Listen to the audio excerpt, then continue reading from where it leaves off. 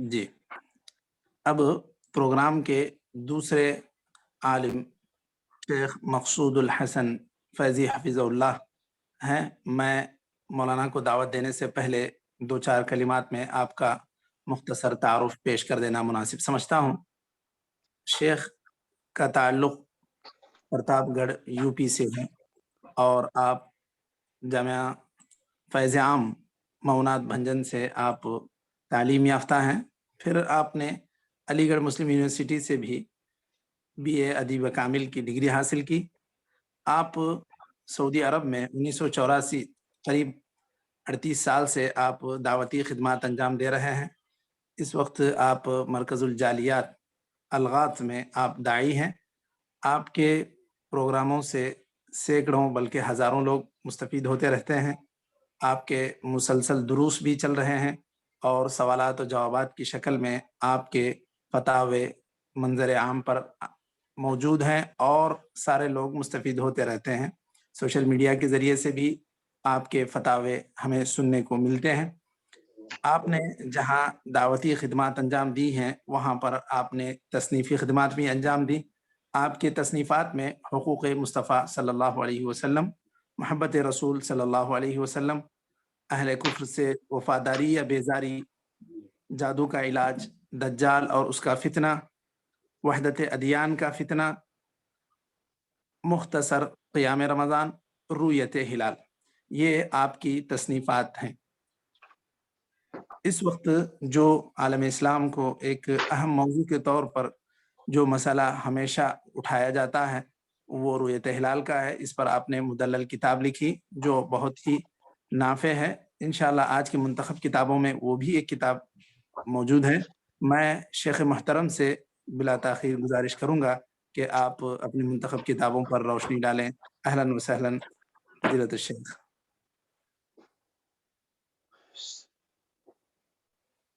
बिस्मिल्लाहिर्रहमानिर्रहीम अल्हम्दुलिल्लाहि रब्बिल आलमीन व सल्लल्लाहु अला नबिय्यिना मुहम्मद व अला आलिहि व अस्हाबिहि अजमईन। हाज़िरीन व नाज़िरीन अस्सलामु अलैकुम व रहमतुल्लाहि व बरकातुहू। वालेकुम अस्सलाम व रहमतुल्लाहि व पहले इस मजलिस के मुंतज़िमीन का शुक्रिया और उनकी ज़र्रा नवाज़ी पर तहे दिल से मैं उनका शुक्रगुज़ार हूँ। अल्लाह तबारक व तआला हमें उसके हुक्म के मुताबिक बनाए और इस मजलिस को लोगों के लिए मुफीद और कारगर बनाए। आज की आमीन। मजलिस में मैं आपके सामने साथियों के मशवरे से 3 किताबें लेकर के आया और ये तीनों किताबें मैं समझता हूँ कि हर दाई, आलिम और तालिब इल्म को अपने सामने रखना चाहिए। खुसूसन जो मैं पहली 2 किताबें पेश करूँगा और बिलअख़स असर हाज़िर में इन 2 किताबों की बड़ी अहमियत है। बल्कि अगर मैं कोई हाकिम होता, मैं कोई मुफ्ती होता, मैं कोई ऐसा आलिम होता कि जिस पर लोगों का असर है, तो मैं तमाम जवानों खुसूसन वो नौजवान जो अभी बिल्कुल जवानी के मरहले में कदम रख रहे हैं, उनके लिए मैं ज़रूरी समझता कि किताब इमाम इब्न क़य्यिम रहमहुल्लाह की जो मैं पहले पेश करना चाहता हूँ, उस किताब को ज़रूर पढ़ें। इसी तरीके से वो तलबा जो अपनी तालीम के आखिरी मरहले में होते हैं, फिर उसके बाद उन्हें अपनी अमली ज़िंदगी शुरू करनी होती है, वो चाहे जिस नाहिये से हो, जिस मैदान में हो, तो उनके लिए इमाम इब्न रजब रहमहुल्लाह की जो किताब या जो रिसाला हमने इंतखाब किया है, यानी जाहो मनसब की मज़म्मत, ज़म्मुल जाही वल माल, ज़म्मुल जाही वल माल या शरह हदीस मा ज़िबानी जाइआन। इस किताब को गौर से पढ़ना चाहिए और उस किताब की रोशनी में अपनी जिंदगी का सफर सामने करना चाहिए, अपनी जिंदगी का सफर मुतय्यन करना चाहिए और तय करना चाहिए। पहली किताब जो جو مجھے آپ کے سامنے رکھنی ہے وہ امام ابن القیم رحمہ اللہ کی ہے۔ امام ابن القیم علم کی کوئی شخص ہو کسی بھی مسلک سے تعلق رکھتا ہے، وہ امام ابن القیم رحمہ اللہ کا نہ صرف نام جانتا ہے بلکہ امام ابن القیم رحمہ اللہ کی کتابوں کو اپنے مکتبے کی زینت بنانا اپنے لیے باعث فخر سمجھتا ہے۔ میں چھوٹا سا ایک طالب علم ہونے کی حیثیت سے جو دنیا میں مؤلفین گزرے ہیں ان میں سے اگر چند وہ مؤلفین ہیں کہ ان کی کوئی بھی کتاب میری نظر کے سامنے پڑ جائے، چاہے چھوٹی ہو یا بڑی، اس کتاب کو میں اپنے خاص مکتبے یا وہ مکتبہ جس کی میں نگرانی کر رہا تھا اس مکتبے کی زینت ضرور بنانا چاہتا ہوں، اس لیے کہ وہ کتاب کام کی اور بڑی مفید ہوا کرتی۔ امام ابن القیم رحمہ اللہ جن کا نام محمد ابن ابی بکر بن ایوب مرعی دمشقی رحمہ اللہ ہے، ان کی پیدائش 691 ہجری میں ہے۔ اپنے وقت کے کبار علماء حدیث اور محدثین و فقہا سے انہوں نے علم حاصل کیا۔ ان کی شخصیت پر اگر سب سے زیادہ کسی عالم کا اثر ہے اور سب سے زیادہ اگر کسی کے علم کو عام کیا ہے اور کسی سے سب سے زیادہ جو متاثر رہے ہیں وہ شیخ الاسلام امام ابن تیمیہ رحمہ اللہ کی ذات، بلکہ اگر یہ کہا جائے کہ امام ابن قیم رحمہ اللہ کے سب سے بڑے شاگرد اور سب سے اہم شاگرد امام ابن القیم رحمہ اللہ ہیں تو یہ بات اپنی جگہ غلط نہیں ہوگی۔ امام ابن القیم رحمہ اللہ کی سیرت کو تفصیل سے بیان کرنے کا موقع نہیں ہے، صرف ایک جھلکی آپ کے سامنے رکھنی ہے۔ یہ ایسی شخصیت کے مالک تھے جسے موسوعہ کہا جاتا ہے، جسے موسوعہ عربی اردو میں ہم لوگ اسے انسائیکلوپیڈیا کے نام سے یاد کرتے ہیں۔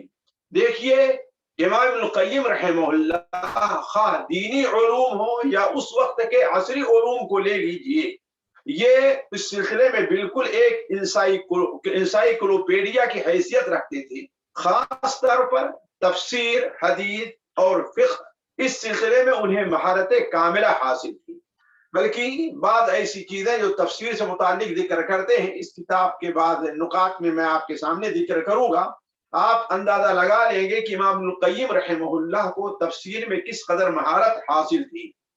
اسی کے ساتھ ساتھ امام ابن القیم رحمہ اللہ نہایت ہی حق گو اور متبع سنت تھے۔ امام ابن کثیر رحمہ اللہ لکھتے ہیں کہ نماز پڑھانے میں ان کا اپنا ایک الگ اسلوب تھا۔ وہ نبی کریم صلی اللہ علیہ وسلم کی نماز کا جو طریقہ تھا، چاہے وہ نماز کی ظاہری حیثیت سے متعلق ہو یا نماز کی باطنی حیثیت یعنی خشوع اور خضوع، یا اس کی مکمل پابندی کرتے تھے، بڑی لمبی نماز پڑھتے تھے۔ اور وہ یہ کہتے تھے کہ اگر کوئی آدمی فجر کی نماز میں 100 آیت سے لے کر کے 60 آیت سے لے کر 100 آیت تک پڑھتا ہے تو اس کی نماز طویل نہیں بلکہ مختصر ہے۔ اگر وہ ظہر کی نماز میں اتنی دیر کرتا ہے کہ اتنی لمبی قرات کرتا ہے کہ انسان اقامت کے بعد استنجا کے لیے جائے، استنجا سے فارغ ہو کر کے آئے وضو کرے اور وضو کر کے امام کو پہلی رکعت میں پا جائے تو یہ گویا کی نماز ہلکی ہوگی، اس لیے کہ نبی کریم صلی اللہ علیہ وسلم کی نماز ایسی تھی۔ تو علی کل حال امام ابن القیم رحمہ اللہ ایک موسوعی علمی اور عملی اعتبار سے تھے۔ ان کا انتقال 23 رجب 751 ہجری میں دمشق کے اندر ہوا ہے اور وہیں انہیں دفن کیا گیا۔ یہ ان کی کتاب مؤلفات بہت زیادہ ہیں اور سب سے مشہور اگر ان کی کتاب اور سب سے عجوبہ، میں اس کتاب کو بھی عجوبہ کہوں گا، بلکہ دنیا کے عجائب خانے میں اگر اس کتاب کو رکھا جائے، یعنی جو میری مراد زاد المعاد سے ہے تو یہ بات غلط نہیں ہوگی۔ کیوں؟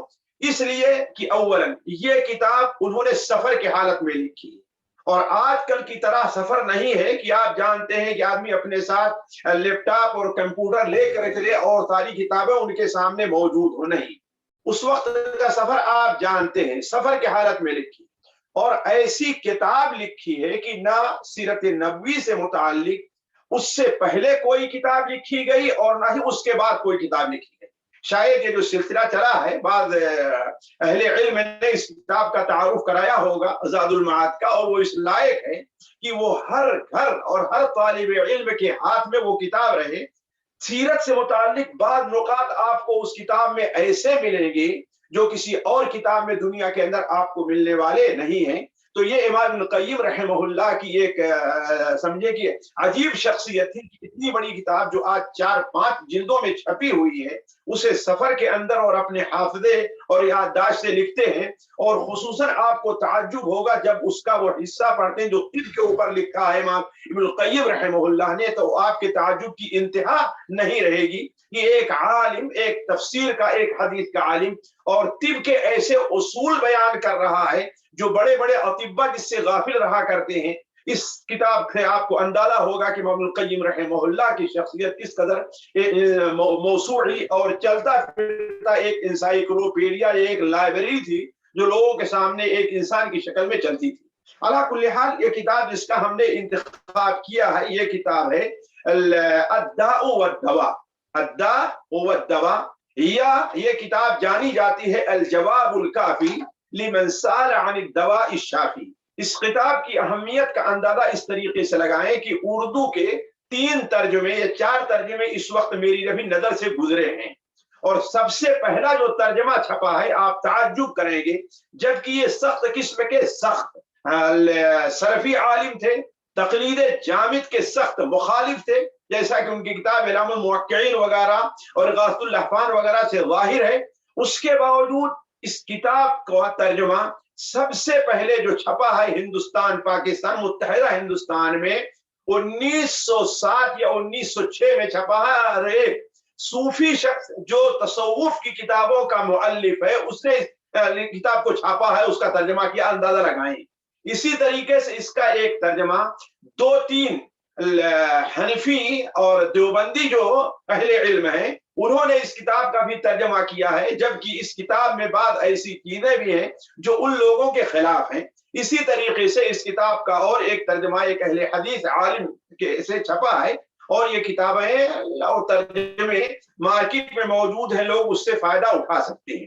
دیکھیے اصل میں یہ کتاب ہے جیسا کہ ہمارے سامنے عربی میں موجود ہے، اور عربی میں تو اردو میں تو 600 صفحات سے زائد ہے، عربی میں جو ہمارے پاس موجود ہے صرف کتاب کا حصہ، مقدمہ اور فہرست کو میں چھوڑ دے رہا ہوں۔ تو یہ کتاب کا حصہ اب آپ سمجھیے کہ 5 صفحہ سے لے کر کے 375 تک ہے، 375 صفحہ، گویا کی یہ 370 صفحے کے اندر یہ کتاب چھپی، اور یہ کتاب اب آپ سمجھے کہ ایک سوال کا جواب ہے، ایک سوال کا جواب ہے ایک شخص سے جو کسی مرض کے اندر مبتلا تھا، اور جواب سے اندازہ لگتا ہے کہ وہ مرض عشق یا غیر شرعی محبت تھی، جسے لوگ عشق کا نام دیتے ہیں، اور وہ محبت کے اندر مبتلا تھا، اور اس نے اپنے طور پر بڑی کوشش کیا کہ اس سے چھٹکارا مل جائے، متعدد طریقے اختیار کیے، بہت سے لوگوں سے پوچھا، لیکن اسے اس کا کوئی جواب نہیں مل سکا، اور نہ اس کا کوئی علاج اس کو مل سکا۔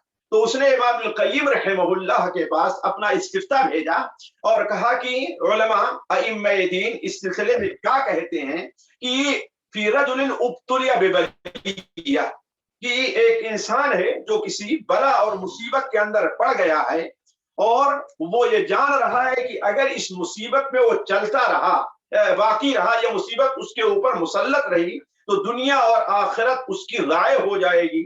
اس نے ہر طریقے سے اس بیماری کو دور کرنے کی کوشش کیا، لیکن بیماری کا صورتحال یہ ہے کہ مرض بڑھتا گیا جوں دوا کی۔ تو کیا اس بیماری سے چھٹکارے کا کوئی علاج ہے اور کوئی طریقہ ہے کہ اس سے انسان کو فرصت مل جائے؟ اللہ تعالیٰ رحم کرے اس شخص پر جو کسی مبتلا پریشان حال کی مدد کرے، اور اللہ تعالیٰ بندے کی مدد میں رہتا ہے جب تک بندہ اپنے بھائی کی مدد کرتا رہتا ہے، یعنی گویا آپ ہماری اگر مدد کرتے ہیں تو اللہ تعالیٰ آپ کی مدد کرے گا۔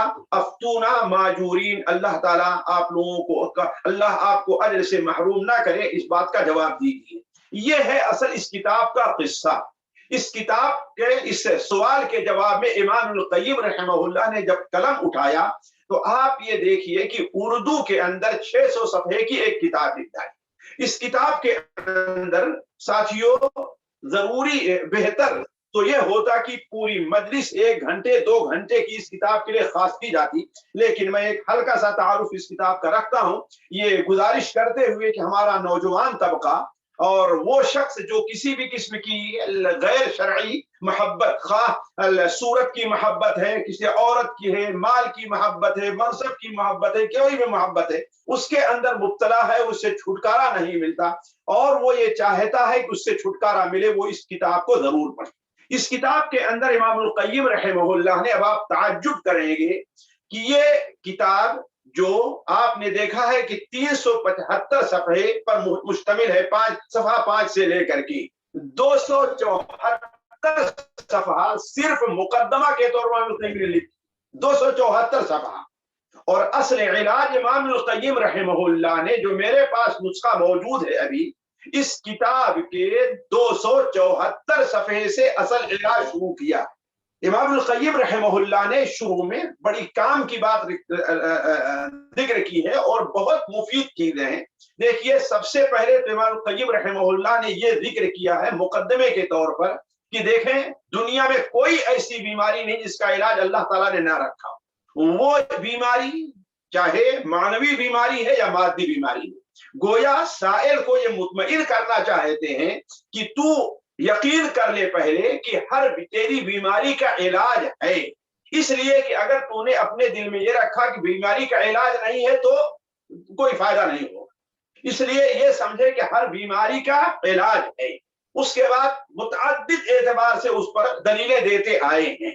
پھر اس کے بعد یہ بیان کیا کہ سب سے کامیاب علاج، سب سے مفید علاج، سب سے بہتر علاج اور بیماری کو جڑ سے اکھاڑ دینے والا علاج اگر وہ ہے تو وہ علاج قرآن اور دعا ہے.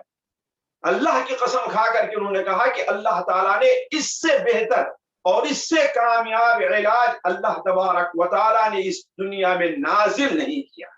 پھر اس کے بعد اس علاج کے یعنی دعا اور اس کے شرائط کو ذکر کرتے رہے کہ انسان کی دعا میں اثر کب ہوتا ہے اور وہ دعا قبول کب ہوتی ہے. قرآن مجید ایک علاج ہے، وہ اس علاج کا فائدہ انسان کو کب ہوتا ہے، اور دعا کی قبولیت کے جو اسباب ہیں وہ چیزیں ذکر کی اور بڑی تفصیل سے ذکر کی کہ دعا کا اور بیماری کا یا مصیبت کا یا بلا کا جو تعلق ہے وہ 3 قسم کا ہوتا ہے. ایک تو یہ ہے کہ دعا بلا جس کے لیے کی جا رہی اس پر غالب آ جائے اور اس کو ختم کر دے. دوسری چیز یہ ہے کہ دعا انسان کی کمزور ہو اور بیماری کو ختم نہ کر سکے تو اس کو کمزور کر دے، اس کا اثر کو آہستہ آہستہ ختم کرے.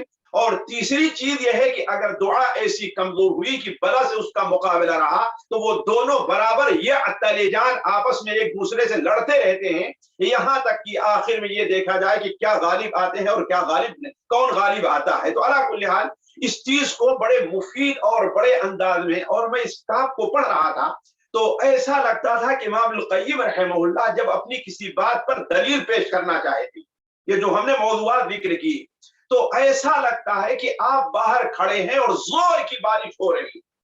اسی طریقے سے دلائل کا جب انبار امام القیم رحمہ اللہ ذکر کرنے لگتے ہیں تو ایسا لگتا ہے کہ دلائل کی بارش ہو رہی ہے. اب آپ یہ سوچیں کہ ہاں کس دلیل کو لیں اور کیا نہ لیں. گویا آپ جس طریقے سے انسان نہانا چاہتا ہے، زور کی بارش ہو رہی ہے اور پورا جسم گندا ہے اور اسی بارش میں کھڑا ہو جائے، اب اسے کچھ پریشان ہونے کی ضرورت نہیں ہے. ایسے ہی امام القیم رحمہ اللہ نے اس طریقے سے دلائل دیے ہیں کہ ماننے والے کے سامنے بغیر مانے کوئی چارہ نہیں ہے.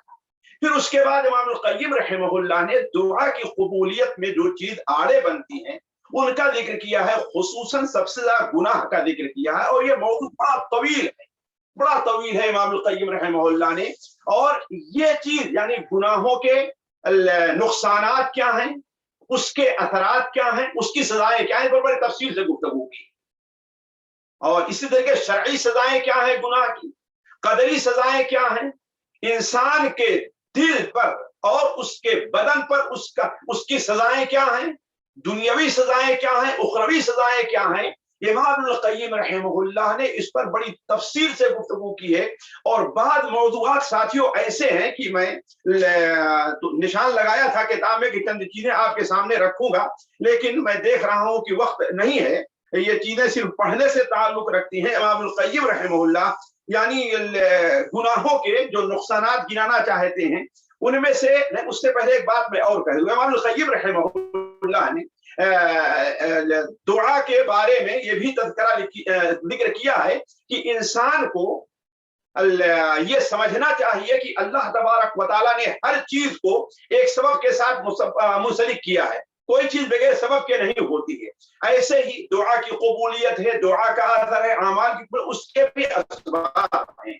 ऐसे ही दुनिया में अल्लाह तबारक व तआला ने जो अमाल का हमें और आपको हुक्म दिया है आखिरत से मुताल्लिक, उसके भी हमें और आपको नताइज और फायदे, यानी गोया इस तरीके से जबरिया और कदरिया की नजर करते हैं। ताज्जुब की बात यहाँ पर इब्नुल क़य्यिम ने ये कही है कि अल्लाह ताला ने कुरान मजीद में, यानी आप देखेंगे कुरान मजीद में अल्लाह तबारक व तआला ने 1000 जगह, ये कुरान का तदब्बुर देखिए, 1000 जगह ऐसी अल्लाह तबारक व तआला ने जिक्र की है जिससे मालूम होता है कि बंदे को जो कुछ मिलने वाला है वो उसके अमल का अपने नतीजा।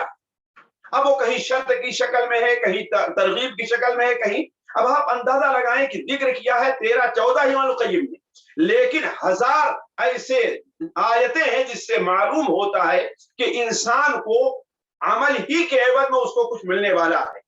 इसी तरीके से आप ताज्जुब करेंगे, इमाम इब्नुल क़य्यिम रहमहुल्लाह ने जहां गुनाहों के नुकसानात जिक्र कराए हैं, उनमें से एक नुकसान इमाम इब्नुल क़य्यिम रहमहुल्लाह ने यह भी बयान किया है कि अल्लाह ताला ने ईमान और अहले ईमान को उनके ईमान पर जिन चीजों का वादा किया है कि ये चीजें मिलने वाली हैं, ये चीजें मिलने वाली हैं, उन चीजों से गुनाह की वजह से इंसान महरूम हो जाता है। मिसाल के तौर पर अल्लाह तबारक तआला का वादा है कि इन्नल्लाह युदाफिउ अनिल लज़ीना आमनू, अल्लाह ताला उनकी तरफ से दिफा करता है जो ईमान ले आए हैं। तो गोया जो शख्स गुनाह करता है वो कामिल ईमान वाला चूंकि नहीं रह गया, लिहाजा अल्लाह तबारक व तआला के ये जो दिफा है उससे वो महरूम रह जाएगा। और यहाँ पर कहा कि कुरान और हदीस में 100 ऐसे, 1-2 नहीं बल्कि 100 ऐसी जगहें कुरान में है कि जो अल्लाह ताला ने अहले ईमान पर ईमान के सिवा ईमान की वजह से मुतरत्तब किया है, वाबस्ता किया, यानी तुम ईमानदार रहे तुम्हें ये मिलेगा, तो ईमान वाले रहे तुम्हें ये मिलेगा। अब वो 100 जगहें जरा देखिए, इमाम इब्नुल क़य्यिम रहमहुल्लाह का इस पर तदब्बुर देखिए, ये चीजें कहां से मिलेगी, इस किताब से मिलेगी। तो अला कुल्ले हाल इमाम इब्नुल क़य्यिम रहमहुल्लाह ने इस चीज को बड़ी तफसील से लिया है। फिर उसके बाद गुनाहों के असबाब का जिक्र किया, गुनाहों के असबाब क्या होते हैं, और कहा बुनियादी तौर पर गुनाह के 4 सबब हैं।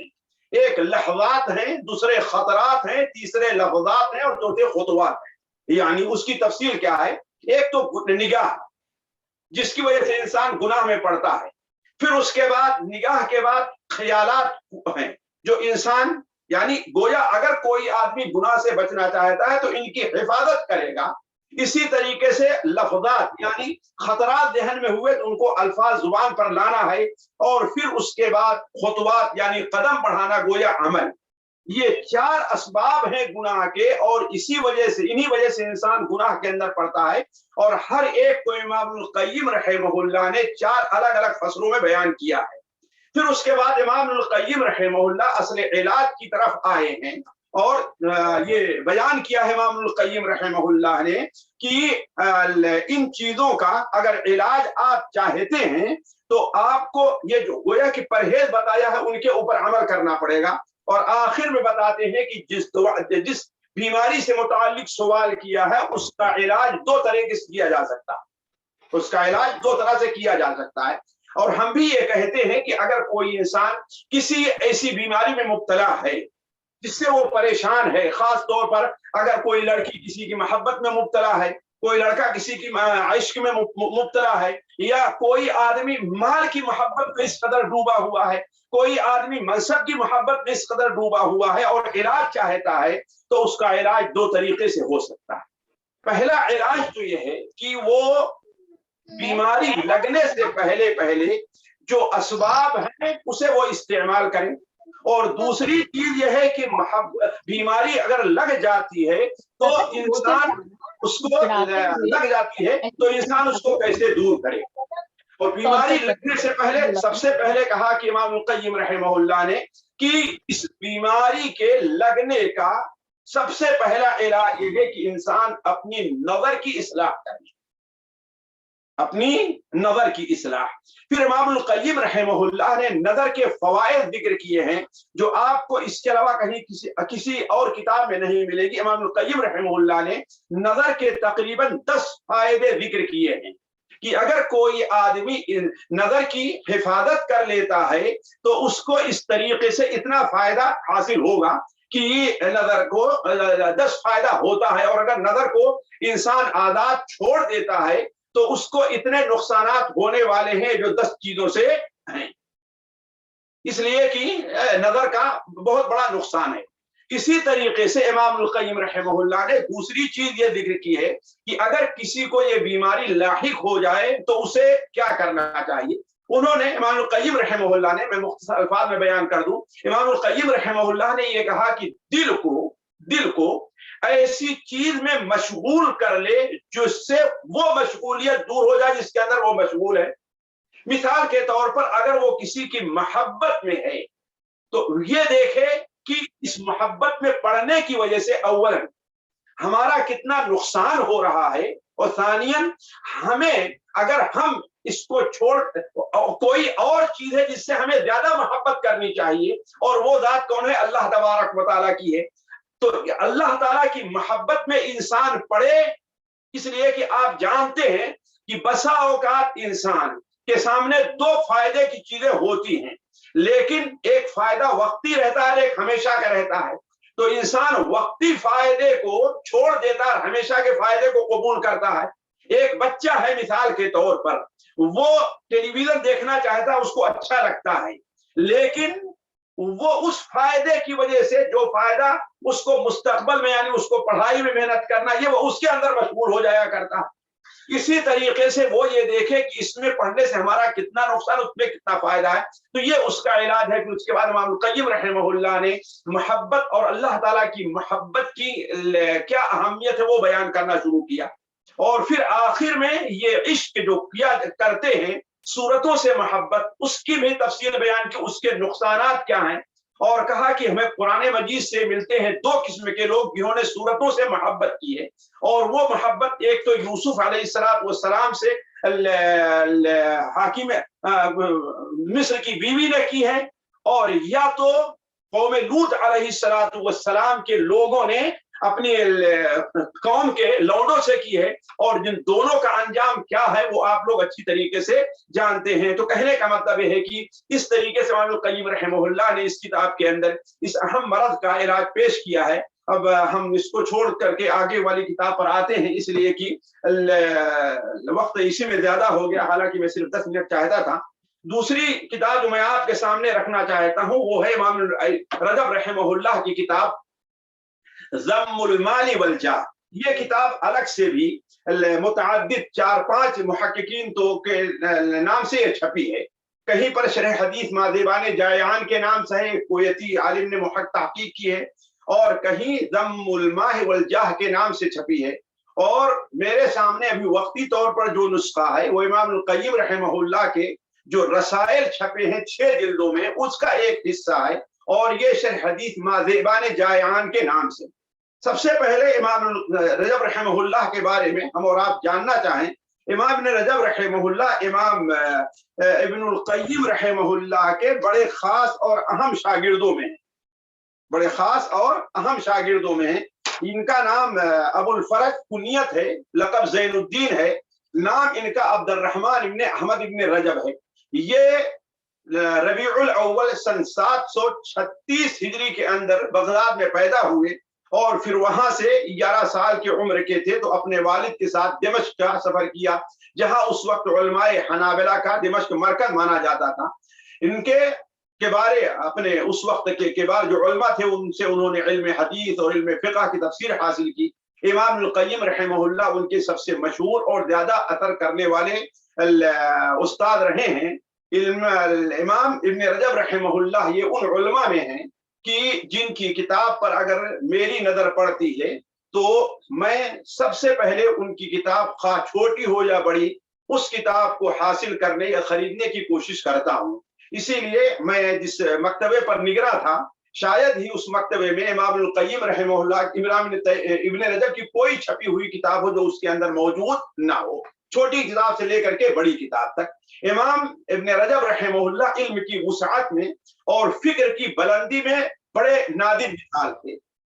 सन 795 में तकरीबन 59 साल की उम्र में उनका इंतकाल हुआ है। उनकी तफसीर में सबसे मशहूर तफसीर जामिउल उलूम वल हिकम है जो अपने मौजू पर नादिर किताब है।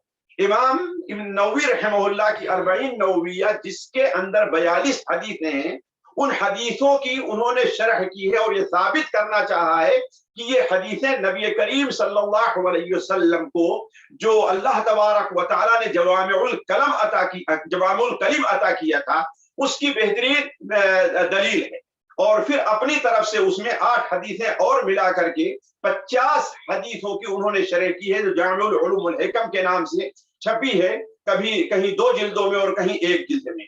इसी तरीके से इमाम इब्न रजब रहमहुल्लाह की अगर आप इल्मी शख्सियत जानना चाहते हैं तो उनकी किताब शरह इल्ल तिरमिज़ी पढ़िए। इससे अंदाजा लगेगा कि उलूम हदीस और खुसूसन इल्ल हदीस पर इस शख्स की नजर कितनी गहरी थी। इसी तरीके से उनकी एक किताब अल क़वाइद अल फ़िक़हिया है। ये किताब अजीब है, इससे पहले इस मौजू पर इतनी जामे कोई किताब नहीं लिखी गई थी, बल्कि जब ये किताब सामने आई तो बाद उलमा ने कहा ये किताब इब्न रजब की नहीं है, बल्कि ऐसा लगता है कि ये किताब इब्न तैमिया की है जिसे लेकर के इब्न रजब ने छापा है। लेकिन जब तहकीक की गई तो मालूम हुआ कि ये इमाम इब्न रजब रहमहुल्लाह ने इस किताब को लिखा है। इसी तरीके से फतहुल बारी के नाम से उनकी एक बुखारी की नातमाम शरह है जिससे उस शख्स की इल्मियत और ताज्जुब है कि उस शख्स को उलमा के अक़वाल का किस कदर इस्तेहदार था। इसी तरीके से उनकी एक किताब ज़ैल तबक़ात हनाबिला है।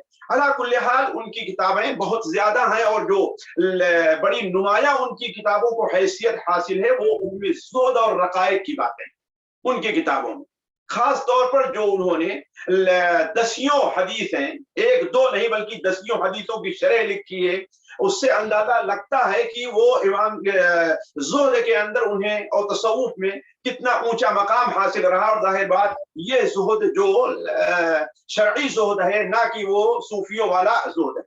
ये किताब जो हमारे सामने है, जैसा कि हमने कहा नबी करीम सल्लल्लाहु अलैहि वसल्लम की एक हदीस है जो सुनन तिरमिज़ी वगैरह में हजरत काब इब्न मालिक रज़ियल्लाहु तआला अन्हु से मरवी है कि आप सल्लल्लाहु अलैहि वसल्लम ने इरशाद फरमाया मा ज़िबान जाइआन उरसिला फी गनमिन बिअफसद लहा मिन हिर्सिल मरइ अलल माली वश्शरफ लिदीन, यानी 2 बूढ़े भूखे भेड़िए हो। जाहिर बात एक तो भेड़िए दूसरे भूखे, बाद रवायतों में है कि खूंखार हो। अगर उन्हें ऐसे बकरियों के रेवड़ में छोड़ दिया जाए जिनका चरवाहा मौजूद नहीं है तो ये दोनों भूखे भेड़िए उन बकरियों को जितना नुकसान पहुंचाएंगे उससे कहीं ज्यादा नुकसान इंसान के दीन को 2 चीजें पहुंचाती। वो क्या 2 चीजें हैं? माल की हिर्स और शरफ व मंजिलत और मनसब और मकाम की हिर्स। ये इस हदीस की शरह है। अव्वलन इस हदीस की इस किताब में इमाम इब्न रजब रहमहुल्लाह ने इस किताब में तखरीज, इस हदीस की तखरीज पेश की है और बताया है कि जैसे इमाम अहमद हंबल है, इमाम नसई है, इमाम तिरमिज़ी है, इमाम इब्न हिब्बान रहमहुल्लाह वगैरह ने इस हदीस की तखरीज की और ये भी बताया है कि ये हदीस कितने तुरुक से मरवी है। इमाम इब्न रजब रहमहुल्लाह ने इस किताब पे तकरीबन इस हदीस को नकल किया है कि 7 सहाबियों से मरवी है और जब हमने इसको देखना चाहा तो इनसे और भी सहाबी है जिन्होंने इस हदीस को रवायत किया है। फिर उसके बाद इमाम क़य्यिम रहमहुल्लाह ने इस हदीस का सबबे वरूद क्या है, इसलिए कि देखिए जिस तरीके से बाद आयात का सबबे नुज़ूल है ऐसे ही अहादीस का सबबे वरूद है। اس سلسلے میں امام سیوطی ہیں اور ابن ابی جمرہ حنفی جو تقریباً 11ویں صدی کے ہیں، انہوں نے اس سلسلے میں ایک بڑی تفصیلی کتاب لکھی ہے، اسباب ورود الحدیث کے نام سے 2 جلدوں میں یہ کتاب چھپی ہوئی ہے، انہوں نے کتاب لکھی ہے۔ تو جس طریقے سے آیات کا سبب نزول ہوتا ہے، احادیث کا سبب ورود ہوتا ہے۔ تو اس حدیث کا سبب ورود کیا ہے؟ امام القیم، امام ابن رجب رحمہ اللہ نقل کرتے ہیں کہ ایک صحابی ہیں عاصم بن عدی رضی اللہ تعالی عنہ، وہ بیان کرتے ہیں جیسا کہ ان کی حدیث جو ہے امام طبرانی کبیر کے اندر ہے کہ ہم نے اور ہمارے بھائی نے خیبر کے موقع پر جب آپس میں مال غنیمت تقسیم ہو گیا تو لوگ خرید فروخت کرنے لگے، تو کہا ہم نے اور ہمارے بھائی نے 100 حصے لیے ہیں۔ تو اس وقت موقع پر اللہ کے رسول صلی اللہ علیہ وسلم نے یہ حدیث بیان فرمائی کہ ما ذئبان ضاریان ضلا فی غنم، 2 ایسے بھیڑیے جو بڑے ہی خوخار ہوں، اگر ایسی بکری کے اندر جن کا چرواہا غائب ہے وہ اس بکری کے اندر داخل ہو جائیں تو اس بکریوں کو اتنا نقصان نہیں پہنچاتے ہیں جتنا نقصان انسان کو مال کی حرص اور منصب کی حرص سے نقصان پہنچاتی ہے۔ پھر امام القیم رحمہ اللہ اس کی وضاحت کرنا شروع کر دیے، اور میں وہی چیز آپ کے سامنے بڑے اختصار کے ساتھ رکھتا ہوں۔ بیان فرمایا کہ مال کی حرص 2 قسم کی ہے، مال کی حرص 2 قسم کی ہے۔ ایک حرص تو وہ ہے کہ انسان مال کی محبت میں بہت زیادہ ہے، لیکن جائز جو طریقہ ہے اسی ذریعے سے مال حاصل کرتا، البتہ اس کے لیے ایسا محنت کرتا ہے اور ایسی کوشش کرتا ہے کہ اللہ تبارک و تعالیٰ کی جو نفلی عبادات ہیں اس بارے میں اس سے کوتاہی ہو جاتی ہے، اس بارے میں اس سے کوتاہی ہو جاتی ہے۔ اور اس بارے میں امام رجب کہتے ہیں کہ اگر اس کا نقصان صرف ایک ہے بس تو یہ کافی ہو۔ وہ نقصان کیا ہے کہ انسان کی جو عمر ہے وہ بڑی قیمتی ہے، یہ عمر جس کو انسان کو صرف کرنا چاہیے کہ آخرت میں اعلیٰ درجات حاصل کرے، وہ اعلیٰ درجات حاصل کرنے کے بعد وہ کیا ہے ضائع کر دے رہا ہے، اور دنیا کے اندر اس مال کی طلب میں لگا ہوا ہے جو مال قیامت کے دن اسے اللہ کے قریب کرنے والا نہیں ہے، بلکہ مال کما کر کے دوسرے لوگوں کو چھوڑ کر کے جائے گا۔ دوسری صورت جو مال کی حرص کی ہے، امام ابن القیم رحمہ اللہ کا، امام ابن رجب رحمہ اللہ کہتے ہیں کہ اس کے اوپر زیادہ یہ ہو جائے کہ انسان مال کو ناجائز طریقے سے حاصل کرنا شروع کرے، جسے حدیث کے اندر شح کہا گیا، بلکہ قرآن مجید میں بھی شح کہا گیا ہے۔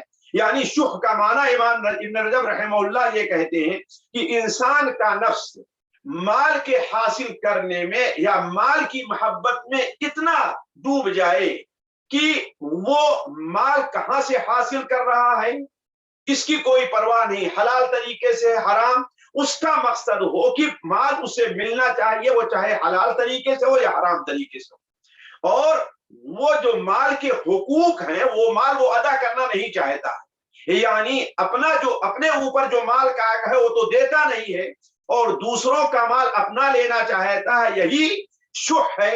اور اسی سے متعلق اللہ تبارک و تعالیٰ ارشاد فرماتا ہے وَمَن يُوقَ شُحَّ نَفْسِهِ فَأُولَٰئِكَ هُمُ الْمُفْلِحُونَ، جو شخص اپنے نفس کی برائی سے بچا لیا گیا یہی لوگ ہیں جو کامیاب ہونے والے ہیں، یہی لوگ ہیں جو کامیاب ہونے والے ہیں۔ اور اللہ کے رسول صلی اللہ علیہ وسلم نے ارشاد فرمایا اتقوا الشح فإن الشح أهلك من كان قبلكم، تم لوگ شح یعنی سخت حرص سے بچو، اس لیے کہ شح نے تم سے پہلے لوگوں کو ہلاک کیا ہے۔ وہ کس طریقے سے؟ امرهم بالقطيعة فقطعوا، اس نے رشتہ داری کو توڑنے کا حکم دیا تو انہوں نے رشتہ داری کو توڑا، بخالت کرنے کا حکم دیا تو بخالت کیا، اور گناہ کا حکم دیا تو لوگ گناہ کرنے لگے۔ تو امام رجب رحمہ اللہ کہتے ہیں جو مال کی حرص ہے یہ 2 قسم کی ہے، اور دونوں انسان کے دین کے لیے خطرناک ہیں۔ پہلی چیز ہے کہ اس سے انسان آخرت میں درجات کی جو بلندی ہے اس سے محروم ہو جاتا ہے، اور دوسری جو چیز ہے اس کی وجہ سے انسان جو यानी जन्नत जो उसकी वरासत है, उस जन्नत से इंसान महरूम रह जाया करता है। फिर उसके बाद इमाम अल क़य्यिम रहमहुल्लाह ने कहा कि दूसरी हिर्स वो मनसब की हिर्स है, और कहा कि ये इंसान को माल की मोहब्बत से ज्यादा हलाक कर देती है। इसलिए कि माल की मोहब्बत में इंसान जितना हलाक नहीं होता है, उतना इंसान मनसब और उसकी मोहब्बत में हलाक हो जाता है। बल्कि इंसान अपना माल और अपनी कोशिश मनसब हासिल करने के लिए सर्फ कर देता है। इंसान अपना माल भी और अपनी कोशिश भी और अपनी उम्र भी इंसान क्या करता है, मनसब हासिल करने के लिए सर्फ कर देता है। तो ये इंसान के दीन के लिए ज्यादा खतरनाक है।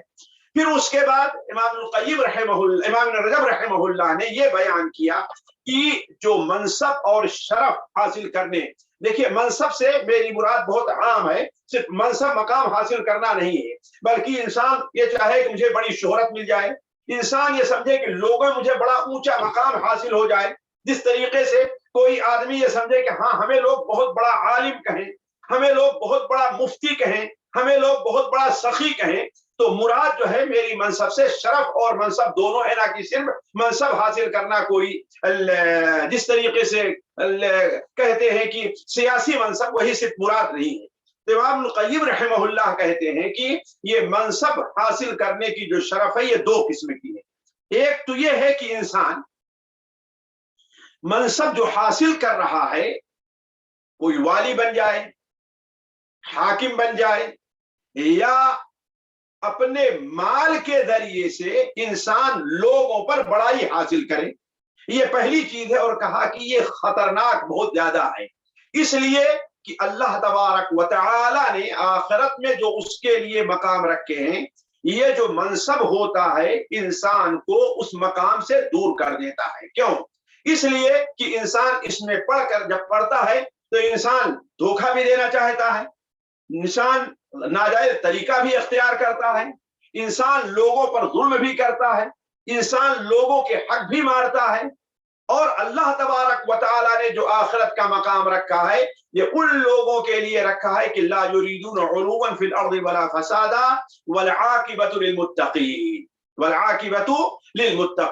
तो इमाम अल क़य्यिम रहमहुल्लाह ने इस चीज को बल्कि बहुत सी मिसालों से साबित करने की कोशिश की है, और बल्कि यहां तक जिक्र किया है कि उमूमन अल्लाह तबारक व तआला उस शख्स की मदद नहीं करता जो माल और जो मनसब को चाहता है, जो शरफ को चाहता है, अल्लाह तबारक व तआला उसे अता नहीं करता।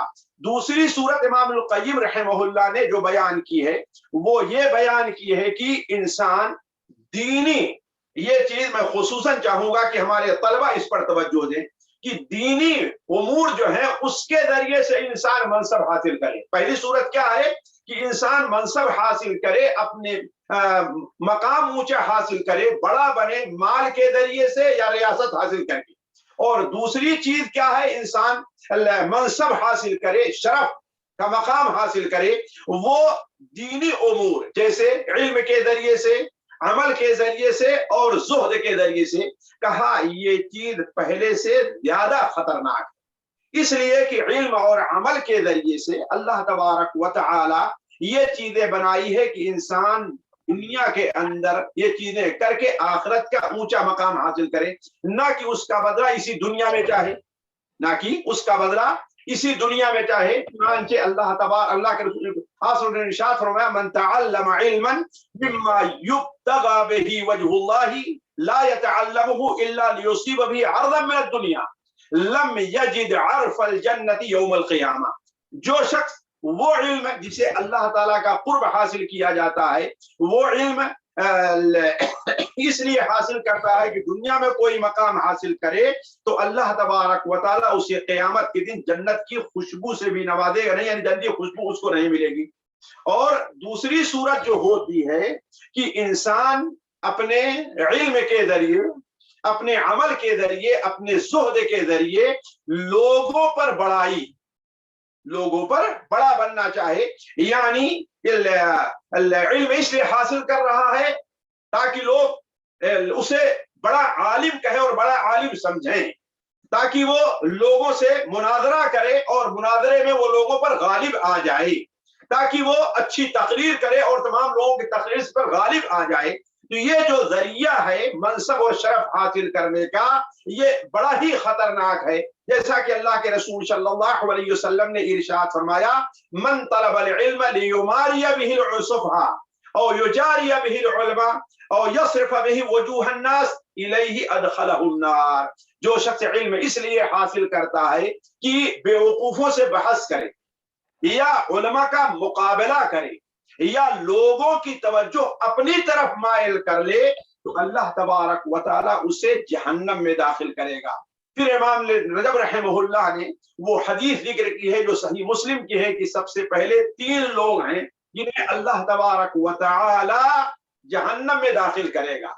उनमें पहला वो शख्स है जिसने कुरान पढ़ा होगा, इल्म हासिल किया होगा, लेकिन ये काम इल्म का हासिल करने का उसने किसमें इस्तेमाल किया है, ताकि दुनिया में उसे मकाम और बड़ाई हासिल हो। उसके बाद इमाम क़य्यिम रहमहुल्लाह ने इस चीज पर जो है कई एतबार से गुफ्तगू की है, जो बयान करने का मौका नहीं। अलबत्ता ये किताब ये समझिए कि पढ़ने के लायक है और उसे अपने सामने रखने के लायक है। बहुत से लोग हैं जिन्होंने इस पर तवज्जो नहीं दी तो वो गलत रास्ते पर पड़ गए हैं। अल्लाह तबारक व तआला हर एक की हिफाजत फरमाए।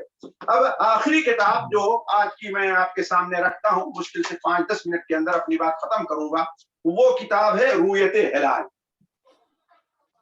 ये रूयत हिलाल मुशाहिदा या निज़ाम फलकियत पर एतबार। अव्वलन इस किताब को हमने चंद हिस्सों में तकसीम किया है। पहला हिस्सा तमहीद है, दूसरा मुकदमा है, फिर इस किताब में 4 फसलें हैं और एक खात्मा। पहले तमहीद के अंदर हमने ये बयान किया है कि आखिर हमने ये किताब लिखी क्यों है। तो असल में ये किताब लिखने का जो सबब बना है वो असल में एक मकाला है जो 28वीं अहले हदीस कॉन्फ्रेंस जो पाकोड़ में 2004 में मुनाकिद हुई थी। ये मार्च के महीने में, शायद मार्च के महीने मुनाकिद हुई थी।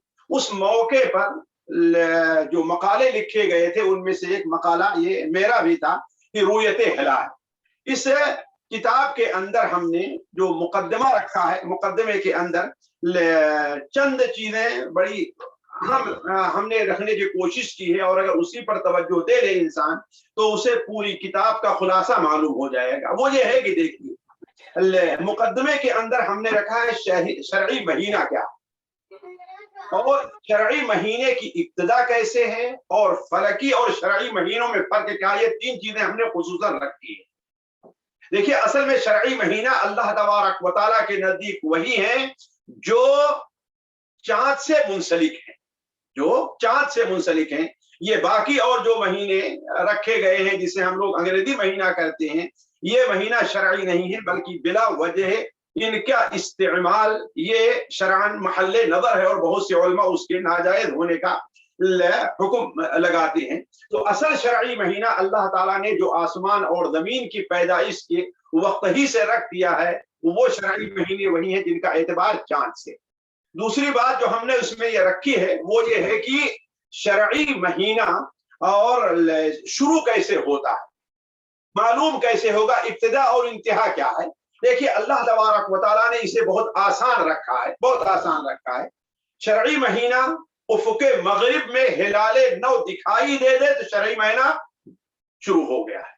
यहां तक कि 29 दिन गुजर जाने के बाद या 30 दिन गुजर जाने के बाद फिर उफ़ुक़े मगरिब पर दोबारा वही चांद दिखाई दे तो गोया पिछला महीना रुखसत हुआ और दूसरा महीना शुरू हो गया है। ये चीज समझें, गोया शरई महीने के लिए रूयत का एतबार जरूरी है, रूयत का एतबार जरूरी है। इसीलिए निज़ाम फलकियात पर एतमाद करना शरई महीना के लिए ये चीज जायज नहीं है और ना ही मुत्तफ़िका तौर पर ये असर हदीस में बाद अहले इल्म आए हैं, वरना मुत्तफ़िका तौर पर उलमा का यही एतमाद रहा है कि निज़ाम फलकियात पर एतबार नहीं।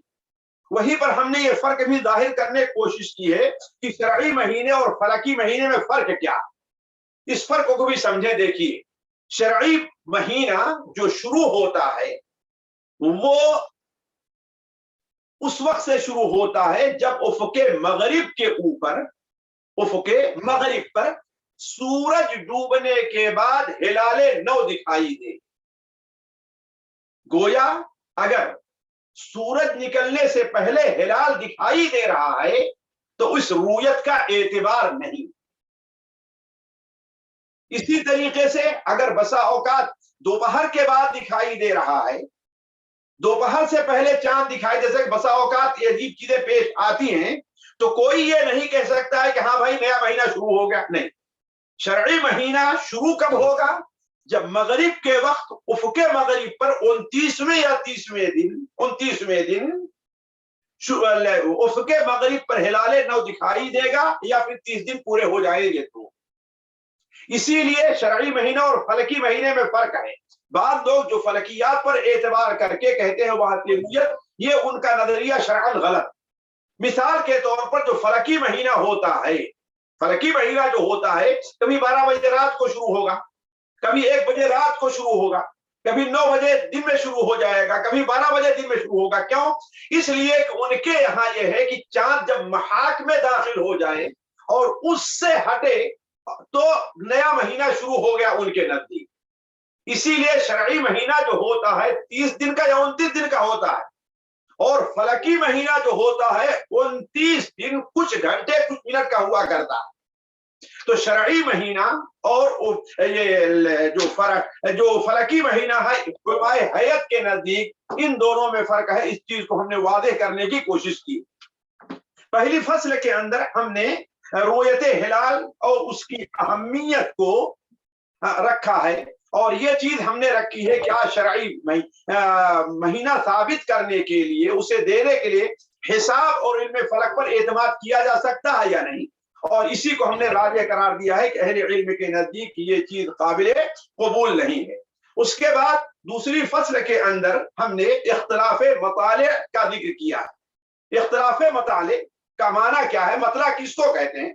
असल में मतला जहां से सूरज, मतला तुलू से बना है, जिस जगह से सूरज तुलू होता है, चांद तुलू होता है, उसे मतला कहते हैं। तो गोया चांद का मतला क्या है? उफ़क़े मगरिब है, और ये वक्त के लिहाज से बदलता रहता है। और ये इख्तिलाफ मतला अहले इल्म के नजदीक एक मुसल्लमा चीज है, यानी सारी दुनिया में एक ही दिन चांद दिखाई नहीं दे सकता। सारी दुनिया में एक ही दिन चांद दिखाई नहीं दे सकता। उसकी एक माकूल वजह यह है कि चांद की जो ज्यादा से ज्यादा उसकी एक दिन की मुद्दत होती है वो 49 मिनट है, तकरीबन 49 घंटे करिए। अब इस तरीके से जाहिर बात है, बाद इलाके ऐसे हैं जहां सूरज निकलने और सूरज डूबने और चांद डूबने में ये फर्क होता है, यानी तकरीबन 60 घंटे से ज्यादा को होता है। लिहाजा हर जगह एक ही दिन और एक ही वक्त में चांद दिखाई देना ये नामुमकिन है, और तमाम उलमाए फलक इसके ऊपर मुत्तफिक हैं। तीसरी फसल के अंदर हमने वहते रूयत का मसला छेड़ा है कि वहते रूयत के बारे में उलमा के मुख्तलिफ अक़वाल हैं, मुख्तलिफ अक़वाल हैं। पहला चीज यह है कि हमने रखा है कि इख्तिलाफ मतला एक इल्मी हकीकत है, लेकिन रोजा और इफ्तार के बारे में उसका एतबार होगा कि नहीं होगा, इस सिलसिले में उलमा की मुख्तलिफ राय हैं। 2 राय हैं। बाद उलमा कहते हैं उसका एतबार होगा और बाद उलमा कहते हैं उसका एतबार नहीं होगा। इस सिलसिले में हमने अक़वाल का बड़ा तफसीली जायजा लिया है। वक्त नहीं है कि मैं हर एक को बयान करता चलूं। ये किताब जाहिर बात है छप चुकी है, पाकिस्तान में भी और सऊदीया में भी और हिंदुस्तान में भी छपी है, वहां से लेकर के इसे देखा जा सकता है। तो वहते रूयत और अदम वहते रूयत हर एक के दलाइल को तफसील से हमने जिक्र करके जहां कहीं भी हमें मिले हैं, चाहे जो लोग वहते रूयत के कायल हैं, जो नहीं कायल हैं, जो लोग मक्का मुकर्रमा की रूयत के कायल हैं, जैसे मुताखिरीन में अल्लामा अहमद शाकिर और हिंदुस्तानी एक आलिम अताउर रहमान साहब जो सलफी थे वो है। तो इन में से हर एक का जिक्र करके हमने हर एक के दलाइल का तहकीकी जायजा लिया है। अलबत्ता इसी नतीजे के ऊपर मैं पहुंचा हूं जो हमने आखिरी फसल के अंदर चौथी फसल में रखा है कि मेरे नजदीक राजिह कौल यही है कि अव्वलन कमरी महीनों के सबूत बदलिए फर्क या रूयत इसका एतबार नहीं बल्कि रूयत का एतबार होगा, एक चीज। दूसरी चीज यह है कि तमाम आलम इस्लामी के लिए रूयत हिलाल जो है इस सिलसिले में मुख्तलिफ है और नागुज़ीर चीज है। इसमें जो हमने सबसे अहम एक चीज रखने की कोशिश की है कि वहदत रूयत को वाक़े पर फिट नहीं किया जा सकता दो एतबार से। एक एतबार से तो ये कि शरई तौर पर महीने का दुखूल कैसे माना जाता है, माना जाता है चांद के देखने या ना देखने। गोया उफ़ुक़े मगरिब के ऊपर अगर चांद नहीं दिखाई दिया तो नया महीना शुरू नहीं हुआ। अब जब नया महीना शुरू नहीं हुआ तो गोया कि वो दिन रमजान का या शव्वाल का पहला दिन माना नहीं जाएगा। और ये चीज जब मुसल्लम है कि सऊदिया में मिसाल के तौर पर चांद दिखाई दे तो कोई जरूरी नहीं है कि चांद इंडिया, बांग्लादेश और पाकिस्तान के अंदर भी दिखाई दे, बल्कि ये चीज ऐसे मुशाहिदे में है जिसका कोई इनकार नहीं करता कि उमूमन एक दिन का कम से कम सऊदिया में और इंडिया में फर्क पड़ता। तो सऊदिया में चांद दिखाई दिया ले और तो यहां तो महीना रमजान का आ गया। जब इंडिया और पाकिस्तान में नहीं दिखा है तो रमजान का महीना जब आया ही नहीं है, रमजान का महीना ही जब नहीं आया तो इसका मतलब यह है कि वहां पर रमजान है ही नहीं, और जब रमजान नहीं है तो उस दिन का रोजा रखना गैर शरई होगा। इस नुक्ते के ऊपर गौर किया जाए। इसीलिए इमाम शेख इब्न उसैमीन रहमहुल्लाह ने बड़ी बेहतरीन बात कही कि अल्लाह ताला ने कुछ इबादत को सूरज की गर्दिश से मुंसलिक किया और कुछ इबादत को चांद की गर्दिश से मुंसलिक किया है। सूरज की गर्दिश से जो इबादत को मुंसलिक किया है उनमें भी जगह के लिहाज से फर्क है। जिस तरीके से अभी बाद जगहों में अभी ऐशा की नमाज फजर की का वक्त हो रहा होगा, बाद जगहों में फजर की नमाज जैसे मशरिक में ज्यादा दूर चले जाइए आप, और बाद जगह मगरिब में चले जाइए तो ब्रिटानिया वगैरह में अभी शायद मगरिब का वक्त हो रहा हो और हम यहाँ ऐशा भी पढ़ चुके हैं। तो इसी तरीके से चांद से मुंसलिक जो इबादतें हैं उनमें भी फर्क होगा कि जहां चांद दिखाई दिया गोया वहां रमजान का महीना आ चुका है, और जहां चांद नहीं दिखाई दिया वहां पर रमजान का महीना नहीं आया। एक और चीज जो यहाँ पर हमने जिक्र की है, बाद उन उलमा को मुतनब्बे करने के लिए जो कहते हैं कि जमहूर का मसला यह है कि वहदत रूयत है, और इस पर बहुत से लोग जोर देते हैं, जबकि ये बात मेरी अपनी तहकीक के मुताबिक ये बात सही नहीं है। और राबता आलम इस्लामी में रूयत हिलाल कमेटी जब बैठी थी तो एक सूरी आलिम ने, शामी आलिम ने ये कहा था कि वहदत रूयत जमहूर का मसला है। तो शेख इब्न बाज रहमहुल्लाह ने उस पर एतराज किया और कहा कि आप ये कह रहे हैं, जबकि हकीकत ये है कि वहदत रूयत ये जमहूर का मसला नहीं बल्कि इख्तिलाफ रूयत ये जमहूर का मसला है।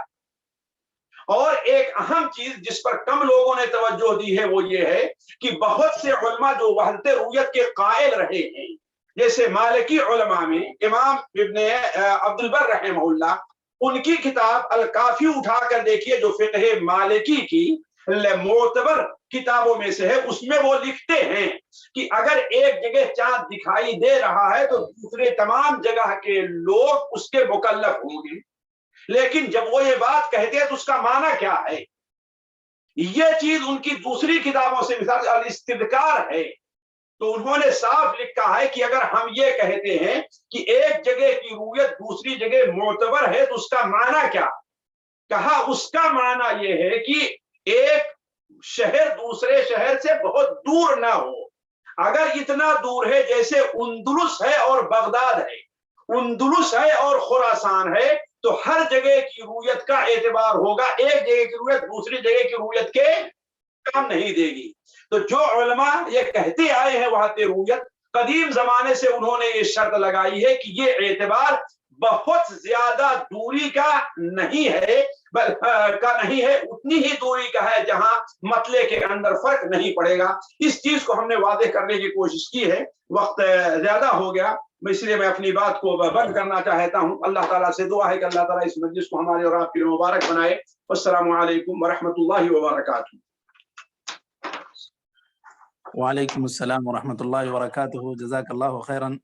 मैं शेख मोहतरम मौलाना मकसूद अल हसन फैज़ी हफ़िज़ुल्लाह का बेहद ममनून व मशकूर हूँ कि आपने अपने कीमती वक्त में हमारे प्रोग्राम के लिए भी वक्त निकाला और हम तलबा की रहनुमाई की, और आज आपसे किताबों का तारुफ सुनने के बाद ये अंदाज़ा हुआ कि किताब पढ़ना सिर्फ कमाल नहीं है, उसको समझना और उसको समझाने का भी जो अंदाज़ है, ये बुज़ुर्ग असातिज़ा से ही मुमकिन है, आप जैसे मशाइख से मुमकिन है। तो अल्लाह ताला आपको जज़ाए खैर अता फ़रमाए कि आपने तीनों किताबों की जिस कदर तलख़ीस और जिस कदर तारुफ़ कराया है, ये बहुत ही उम्दा है।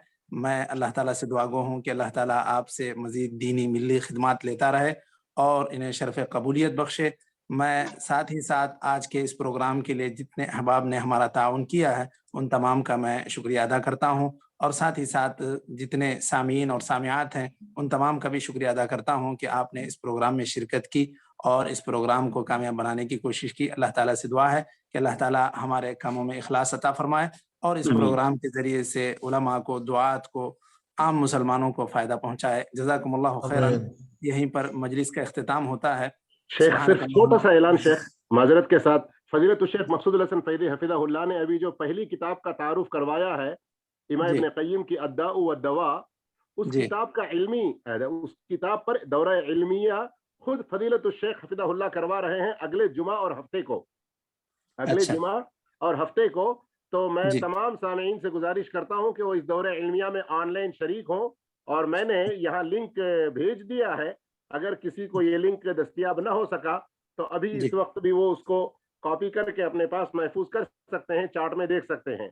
तो थोड़ा सा ये ऐलान आप अपनी तरफ से कर दिए शेख राशिद मोमिन हफिज़हुल्लाह, बारकल्लाहु फीकुम। अब्शिर इंशाअल्लाह।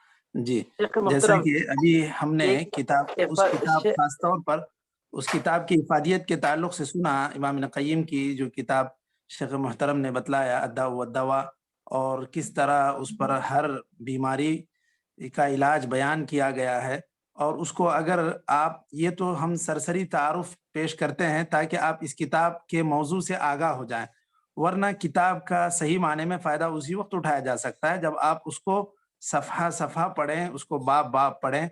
और बिलखुसूस अगर इस तरह की किताबों को बुज़ुर्ग मशाइख से पढ़ेंगे तो और भी ज़्यादा फ़ायदा होगा, क्योंकि जिस कदर अच्छे अंदाज में शेख मोहतरम उसको वाज़ेह कर सकते हैं, उसको समझा सकते हैं, ये आम हर नए तालिब इल्म के लिए मुमकिन नहीं है।